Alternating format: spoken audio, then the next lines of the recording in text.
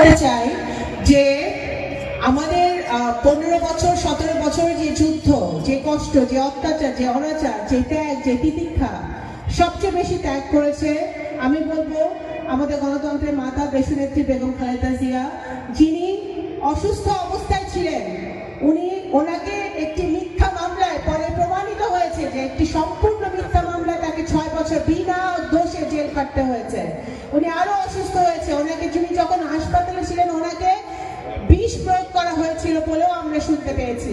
সেই অবস্থায় উনি আরো অসুস্থ হয়েছে। সেই অসুস্থ হওয়ার পরেও কিন্তু উনি মাথা নত করেন নাই, স্বৈরাচারের কাছে উনি মাথা নত করেন নাই।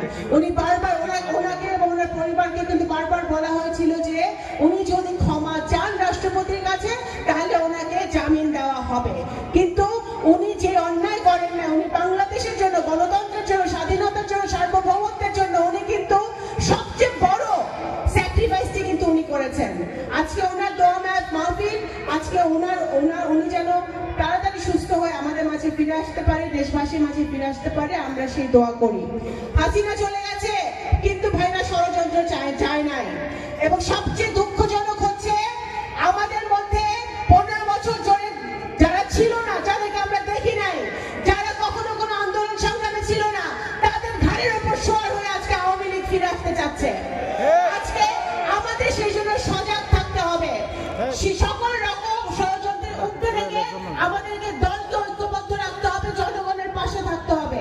আমাদের ভারপ্রাপ্ত চেয়ারম্যান জনাব তারেক রহমানের একটি মাত্র বার্তা, সেই বার্তাটা হচ্ছে যে বাংলাদেশ জাতীয়তাবাদী দল শহীদ জিয়ার সময় থেকে এখন পর্যন্ত সবসময় সকল বিপদে জনগণের পাশে থেকেছে, গণতন্ত্রের প্রতিষ্ঠার জন্য জনগণের পাশে থেকেছে, স্বৈরাচারের পতনের জন্য জনগণের পাশে থেকেছে, প্রত্যেকটি বিপদে আপদে জনগণের পাশে ছিল। আজকে বাংলাদেশ সবচেয়ে বড় বিপদ অতিক্রম করছে, সবচেয়ে বড় ক্রান্তিকাল, যখন আমরা এখনো ভোটাধিকার পাই নাই, আমরা এখনো একটা ভোট দিতে পারি নাই। আমার সামনে বহু আমার ইয়াং জেনারেশনের ভাইরা আছে, বোনরা আছে, তারা এখনো একটা ভোট, একটা ব্যালটে ভরতে পারে নাই স্বাধীনভাবে। শেখ হাসিনা নির্বাচনকে তামাশায় পরিণত করেছে, ভোটাধিকার তামাশায় পরিণত করেছে।